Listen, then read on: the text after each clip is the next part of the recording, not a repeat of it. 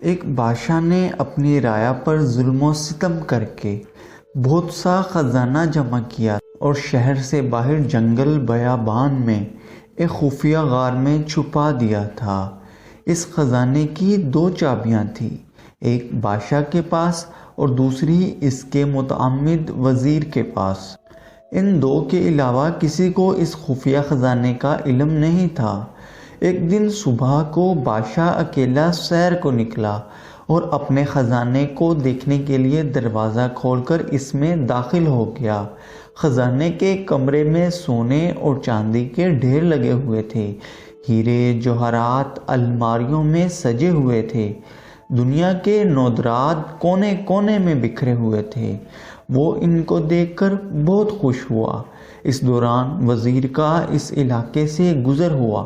اس نے خزانے کا دروازہ کھلا دیکھا تو حیران رہ گیا۔ اسے خیال ہوا کہ کل جب وہ خزانہ دیکھنے آیا تھا شاید اس وقت وہ دروازہ بند کرنا بھول گیا ہو۔ اس نے جلدی سے دروازہ بند کر کے باہر سے مقفل کر دیا۔ ادھر بادشاہ جب اپنے دل پسند خزانے کے معائنے سے فارغ ہوا تو واپس دروازے پر آیا۔ یہ کیا؟ دروازہ تو باہر سے مقفل تھا۔ اس نے زور زور سے دروازہ پیٹنا اور چیخنا شروع کیا۔ وہ پھر بھاگ کر دروازے کی طرف آیا لیکن دروازہ بدستور بند تھا۔ وہ چیخا، چلایا، لیکن وہاں سے اس کی فریاد سننے والا کوئی نہ تھا۔ وہ نڈھال ہو کر دروازے کے پاس گر پڑا۔ جب بھوک پیاس سے بری طرح وہ تڑپنے لگا، رینگتا ہوا ہیروں کی تجوری تک گیا۔ اس نے اس کو کھول کر بڑے بڑے ہیرے دیکھے جن کی قیمت لاکھوں میں تھی۔ اس نے بڑے خواہشمندانہ انداز میں کہا، اے لکھپتی ہیرو، مجھے ایک وقت کا کھانا دے دو۔ اسے ایسا لگا جیسے وہ ہیرے زور زور سے کہکے لگا رہے ہوں۔